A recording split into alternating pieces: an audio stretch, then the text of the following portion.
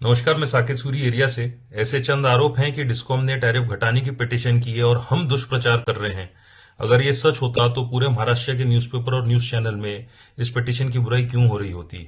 MERC को public hearings में record तोड़ ऑब्जेक्शन क्यों आते। डिस्कॉम खुद कह रहा है कि वो अपना 45,000 करोड़ के लगभग का डेफिसिट इस नए एमवाईटी से रिकवर करेगा।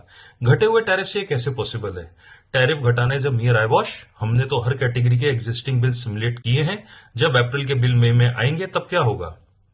आप पावर सेल परचेज बिजनेस के लॉस को फिक्स कॉस्ट बढ़ा के वसूल करना चाहते हो, जबकि वो आपको एनर्जी कॉस्ट यानी टैरिफ से लेना चाहिए था। आप ऐसा उल्टा करके टैरिफ यानी एनर्जी कॉस्ट कम दिखा रहे हो, जबकि बिल बढ़ा हुआ ही आएगा।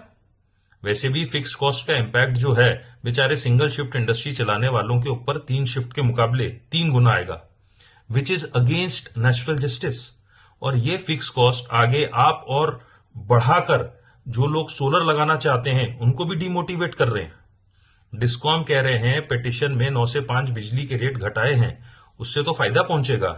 दिन में कोई सिर्फ 8 घंटे बिजली नहीं इस्तेमाल करता, बाकी 16 घंटों के रेट से कोई बिजली बिल उठाकर कैलकुलेट करे। मैं आपको एग्जाम्पल से समझाता हूं। मानिए आपकी एक इंडस्ट्री है जिसमें आपको कंटिन्यूस 100 किलोवाट की बिजली चाहिए एक मशीन चलाने के लिए, और 5,000 स्क्वायर फीट का शेड। आपको अगर कॉम्पिटिटिव रहना है तो आपको अपनी कंपनी 2 या 3 शिफ्ट में चलानी है। अब एमएससीडीसीएल के हिसाब से आप दिन में ही तीनों शिफ्ट का प्रोडक्शन करो तो बिजली बिल कम आएगा। मुझे हैरानी है इस तर्क पर। अब क्या मैं 100 किलोवाट की जगह नया 300 किलोवाट का इंफ्रास्ट्रक्चर खड़ा करूंगा, 300 किलोवाट का ट्रांसफॉर्मर लगाऊंगा, 3 गुना कॉन्ट्रैक्ट डिमांड का फिक्स चार्ज भरूंगा। मैं एक की जगह क्या 3 मशीन लगाऊंगा, अपना शेड क्या 5,000 स्क्वायर फीट से बढ़ा के 15,000 स्क्वायर फीट का लूंगा, उसका भाड़ा भरूंगा 3 गुना। इसे मैं हास्यास्पद नहीं असंवेदनशील बोल सकता हूं। क्या मैं अपने इन्वेस्टमेंट को 3 गुना कर दूंगा बिजली के बिल में 10-5% डिस्काउंट के लिए। मेरे ओवरहेड एक्सपेंसेस के वजह से मेरी प्रोडक्ट कॉस्ट बाकी राज्यों में बनने वाले प्रोडक्ट से बहुत ज्यादा हो जाएगी। मेरा कारखाना तो बंद होगा ही, उससे राज्य सरकार का जीएसटी लॉस और बेरोजगारी भी तो बढ़ेगी। ये तो वही बात हुई कि नाश्ता सस्ता है तो 3 टाइम का जो है खाना एक ही बार में आप खा लें। और ऐसे में पहले तो मुझे सोलर से बनी बिजली का 20 घंटे दिन का फायदा मिल जाता था जनरेशन का। अब आप कह रहे हैं सिर्फ दिन में 8 घंटे ही मिलेगा, यानी मेरे अपने पैसे से सोलर लगवाने का फायदा भी खत्म। डिस्कॉम ये भी बता रहा है उन्होंने खुद बहुत सारे सोलर लगाए हैं और लगाने का आगे प्लान भी है, उससे बिजली सस्ती हो सकती है आगे चल के। ग्रिड पब्लिक की है साहब, ग्रिड का खर्चा पब्लिक बियर करती है फिक्स चार्ज के माध्यम से। तो 24 घंटे रिन्यूएबल एनर्जी की बैंकिंग का पहला अधिकार पब्लिक का ही है। आप इस अधिकार को टीओडी के माध्यम से खत्म करना चाहते हैं। आपके पेज नंबर 218 और 19 पर दिए टीओडी टेबल नंबर 183, 184, 185 में आपने 0 आवर एलिमिनेट कर दिए हैं और 8 घंटे में सोलर आवर में ऑफ पीक दर्शाया है और बाकी 16 घंटे पीक टैरिफ की लोडिंग है। जबकि एमवाईटी रेगुलेशन 2024 पेज नंबर 182 पैरा 115.2 में एमईआरसी ने टीओडी प्रिस्क्राइब किया था और यह स्पष्ट लिखा है कि एमओपी के रूल्स को कंप्लाई करते हुए पिटीशन करनी है आपको। एमओपी के इलेक्ट्रिसिटी एक्ट जीएसआर 437E 14/6/2023 के पेज नंबर 3 पर 8A में स्पष्ट लिखा है कि पीक आवर्स सोलर आवर्स यानी कि 8 घंटे से अधिक नहीं होने चाहिए। इसका मतलब आपकी पिटीशन जिसमें पीक 16 घंटे है ये बैड इन लॉ है। ऐसी गलत पिटीशन को खारिज होनी ही चाहिए और as per provision in MYT regulation page number 26 para number 5.2 MERC आपको 1 करोड़ का जुर्माना लगा सकती है। एमएससीडीसीएल ने suo motu revise petition file करनी चाहिए और जब तक स्टेट टारगेट मीट नहीं होते कोई बदलाव नहीं होने चाहिए आने वाले 5 साल तक। वैसे भी डिस्कॉम का कर्तव्य बिजली वितरित करना है। आप जनरेटर बनने की जल्दबाजी में गलत ढंग से सेंट्रलाइज सोलराइजेशन कर रहे हैं और उससे होने वाले फायदे को जनता के नुकसान में तब्दील कर रहे हैं। डिस्कॉम को अपने सोलराइजेशन के पैटर्न पर पुनः विचार करना चाहिए। सोलर मात्र दिन में बिजली बनाता है, दिन में लोगों को अपने सोलर लगाने का हक मिलता है और वो अतिरिक्त बिजली डिस्कॉम को दे सकते हैं, जिसे डिस्कॉम तुरंत वितरित कर देता है और मुनाफा भी करता है।